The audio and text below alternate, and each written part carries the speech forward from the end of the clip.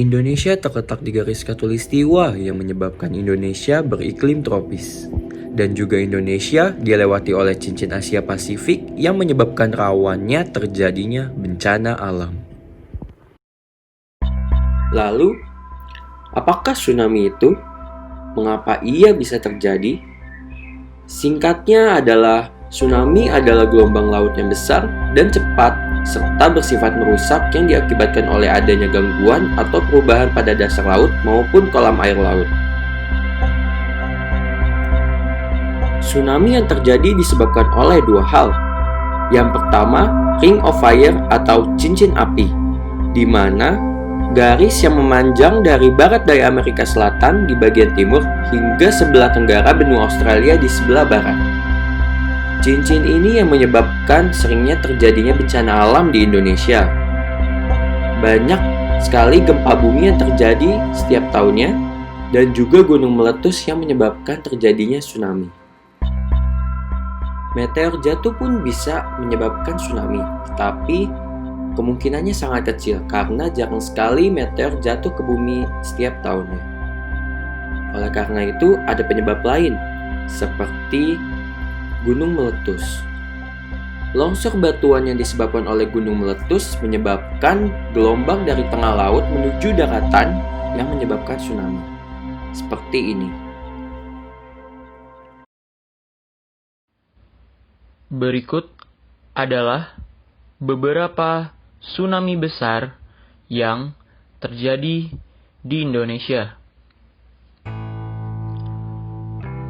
Tsunami Banten di tahun 2018.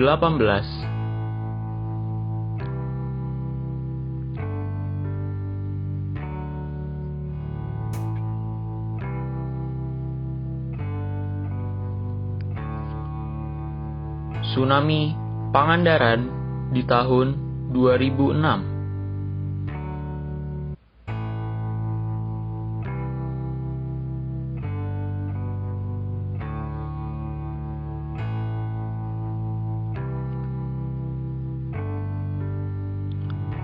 Tsunami Palu dan Donggala di tahun 2019.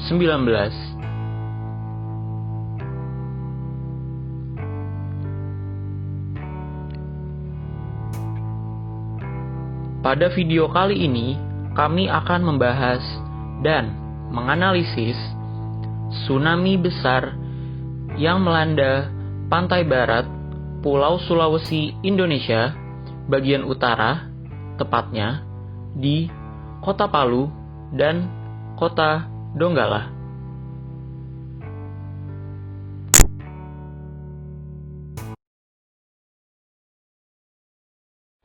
Beberapa faktanya. Yang pertama, 2 kali gempa. Gempa bumi di Palu dan Donggala. Kekuatan gempa ini 6 skala Richter. Lalu selanjutnya muncul gempa susulan sebesar 7,4 skala Richter.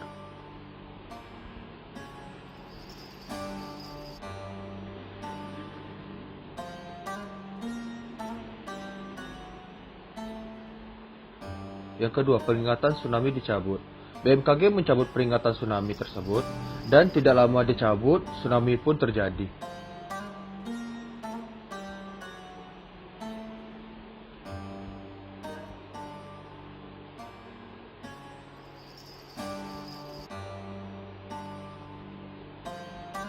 Ketiga, alat pendeteksi tsunami mati. Karena kelistrikan bermasalah, membuat alat pendeteksi mati, dan BMKG tidak mendapatkan informasi dari alat pendeteksi.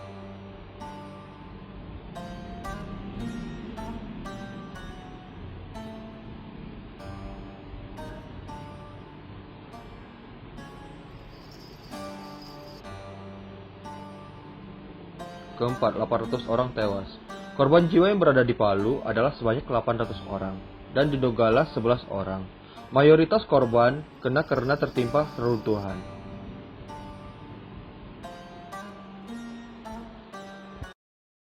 Sesar Palu Koro merupakan penyebab gempa di Sulawesi Tengah. Gempa ini diikuti dengan tsunami yang terjadi di kota Palu. Sesar ini membelah Pulau Sulawesi menjadi 2 bagian, di mana mana dari Selat Makassar hingga Teluk Bone dengan panjang 500 km. Sesar ini dinamai Palu Koro karena melintas dari kota Palu hingga Sungai Koro. Tsunami yang terjadi di Palu pada waktu itu tidak terduga oleh para ahli. Aktivitas sesar Palu Koro di dasar laut merupakan pergerakan horizontal di mana kecil potensinya terjadi tsunami. Namun dapat terjadi karena adanya longsor.